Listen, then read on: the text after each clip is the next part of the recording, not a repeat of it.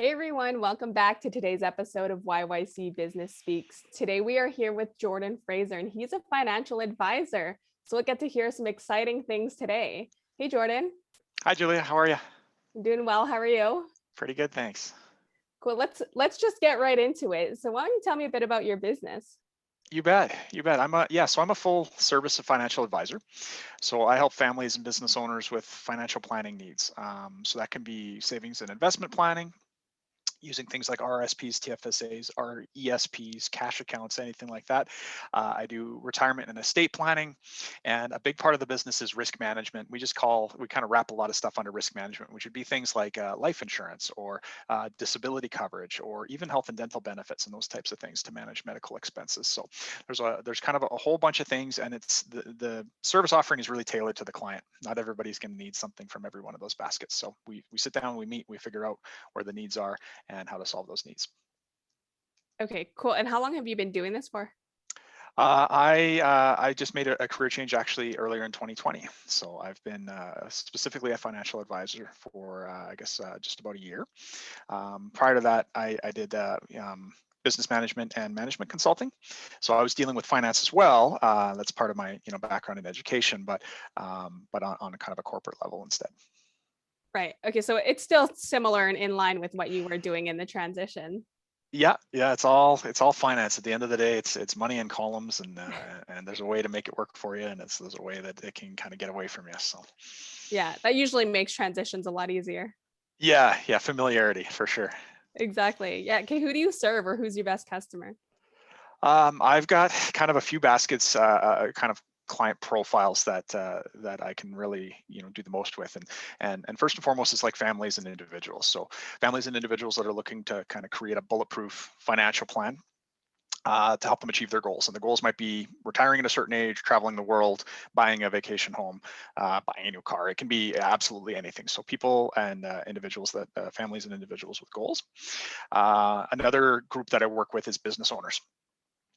So business owners that want to get protection for their business, right? So from unexpected or unknown business expenses. So there's ways to protect your key people, or protect your overhead expenses in the event that you're not able to earn money due to sickness or illness. There's buy-sell agreements, all sorts of different corporate products. But one of the most powerful ones is for businesses that have retained earnings in excess of what they paid out to the owner. So people sometimes will leave their money in their corporation because it gets taxed at a lower rate there. But the question is, now that it's sitting in the business, there are some tax advantage ways to invest that, so that you can actually access that capital without having to take it as a dividend or income. So you get to keep the tax efficiency, but still be able to access the money. So that's a really powerful thing that I can help business owners with. And then I also help people, families and individuals that are coming up to retirement. And for retiring people, their needs are usually like, how am I going to fund and pay for my retirement? How am I going to set myself up with a retirement income? And how do I do estate planning so that when it comes time to pass my estate on to my survivors, my loved ones, my kids, whoever that may be, how do we do that in kind of a tax efficient way, so that it's quick and painless, and as little of the money ends up in the government's hands as possible. Yeah. Right. Wow. So you cover like a lot of different areas that you can really Yeah, serve people that's in. three main profiles for sure. Yeah, three kind of. Yeah. Okay. What's been the greatest impact that the pandemic has had on your business? Pandemic. So, I've kind of lived my life in this industry in the pandemic. It's pretty much the whole time. The industry has obviously had to change and adapt in a pretty big way. The biggest change, obviously, is virtual, is being able to engage people virtually. We're technically an essential service. I'm free to go sit in somebody's kitchen with a mask on, and then hand sanitizer, and work with people that way. But obviously, people are hesitant to do that. So it's just being a master of the virtual domain, whether that's phone or these types of meetings, and also the trading of documents electronically. So instead of sitting down with a pile of paper in front of somebody and getting signatures, we have the means to get those signatures electronically using tools like DocuSign and stuff. And frankly, it's just streamlined everything. It's very quick. It's very easy. Somebody can, if they have free time at 11 o'clock at night, they can open their email, make a few clicks, and sign the documents at that point at their convenience. It doesn't have to be done on my schedule or anything like that. So yeah, it's been those have been the biggest changes for COVID for sure. Do you find, like, from a client perspective, is there a big difference from electronic versus in person? I think, yeah. Well, and again, I'm kind of going, I've dealt with people in the past. And so here's, Yeah. this is a bit of my theory. I do think it's a little bit harder to build a personal relationship. They say that, yeah, and I forget the number, 70, 80% of communication is done nonverbal, body language, those types of things. So you get more comfortable with people you've met in person, right? So there is still a bit of a barrier. I mean, God bless the technology that allows us to have these video chats. It's certainly better than a phone call. But I do think when people can see you, um, you get a different level of communication that happens that way, and it's easier to build trust. So I do think, we're missing out as a society a little bit on some of those kind of, in-person contacts, that hopefully we can get back to in the not too distant future. Yeah, right? At some point. Yeah. Okay, what's one or two actions that you've taken along the past year, along the way that have made a difference in your business? The difference would be, yeah, investing in these means of communication, right? So whether that's my DocuSign account, so I can trade those documents and such. Being more flexible with people as well, right? So I know in my business, people are used to dealing with people in finance and kind of during bankers hours, because a lot of companies, that's it. If you don't catch somebody 9 to 5, you may not be able to get a hold of them. So instead of people having to adapt to my schedule, I've kind of adapted to theirs. So I meet with clients in the evenings and weekends.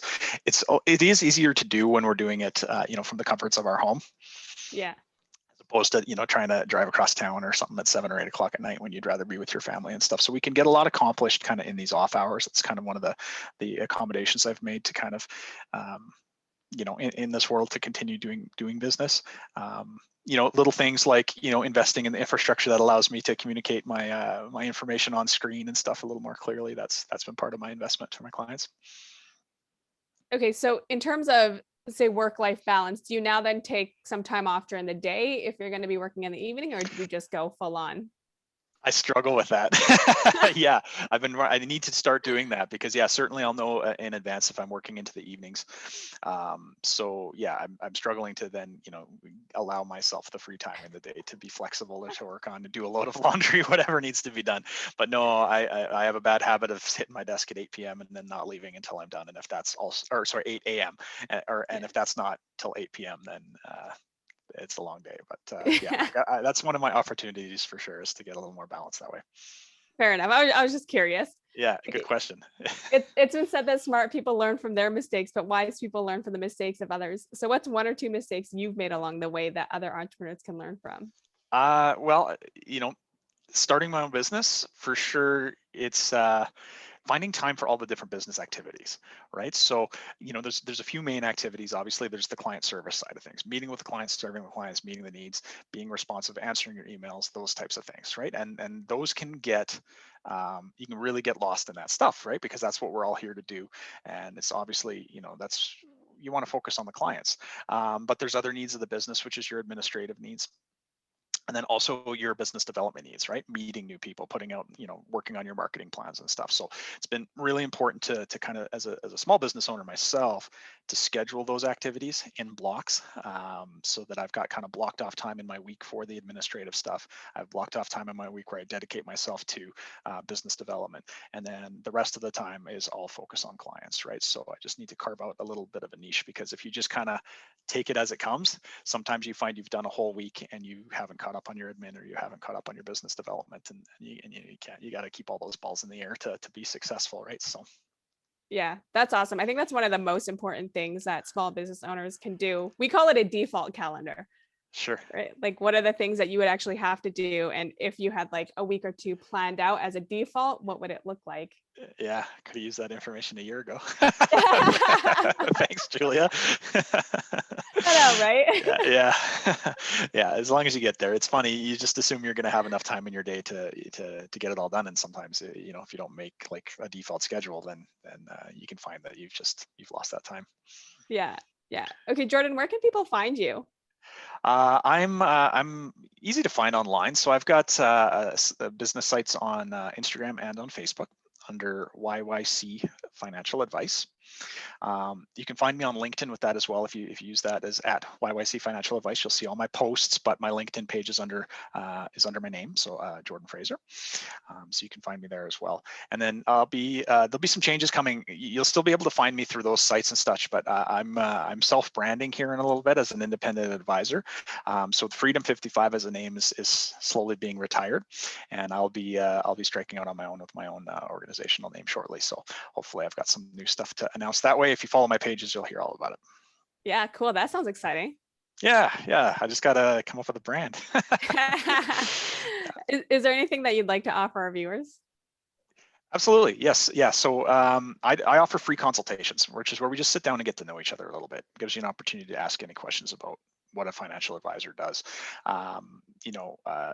In that consultation, we can do a few things. We can treat it educationally, where we go over kind of the four pillars of a solid financial plan and figure out where your best opportunities lie. I'm also happy during those consults to do like investment consults. If you've got existing investments, it's always good to like, when you renew your insurance every now and then you'll shop around and you'll make sure you're still getting what you should be getting. Well, investments should be treated the same way. You shouldn't just set them and forget them forever. You always want to make sure that you're doing the right thing. So when we do an investment review, we look at how your current state is, what you're currently invested in, and we make sure that it's a good plan. We make sure that you're capturing all the growth that you should capture based on your risk profile.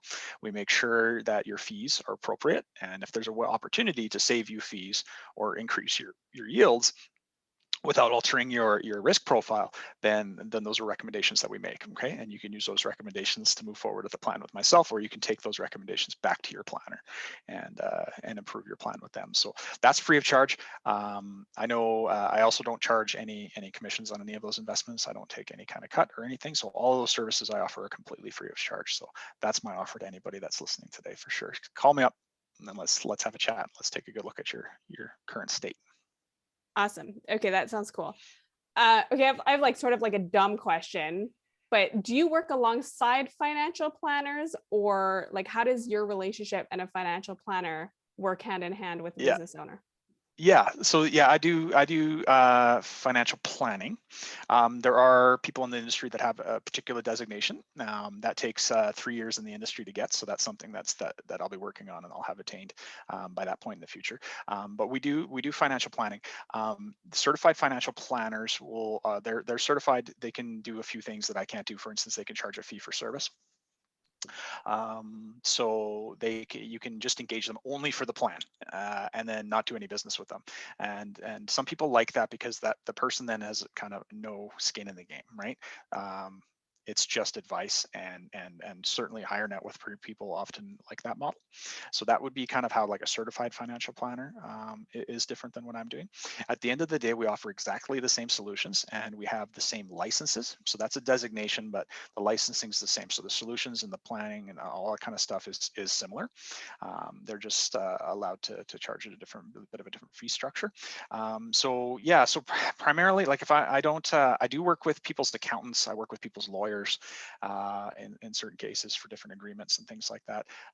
But you usually don't find multiple advisors working together. Okay, gotcha. Awesome. Okay, thanks. One last question, Jordan. Sure. Tell me what's most inspiring to you today. It's inspiring to me today. The people who are persevering is inspiring. COVID's been really tough. I've been doing a lot of outreach with different job programs. So that's job support programs, helping people get their financial houses in order and doing consulting on that basis for these programs while these people are sometimes retraining for new industries. I know from an individual standpoint, there's a lot of people that are struggling kind of between jobs and stuff right now. They're keeping it together and they're doing all of the right things, putting the right time in and effort into, improving their resumes and these types of things so that they can get back to work. Certainly as soon as, things start running again, I think we're going to see a nice recovery, and also business owners. And boy, do I feel bad for them with this, lockdown open. They're bringing employees back, and then it's a constant struggle to kind of restaff and then shut down again and try to pay their bills during these shutdowns. So these people that are persevering, that are finding a way to keep going in face of these challenges, I find that really inspiring, and I hope the day comes very soon where we can all reap the benefits of these the suffering and the planning that's gone into surviving this. Yeah.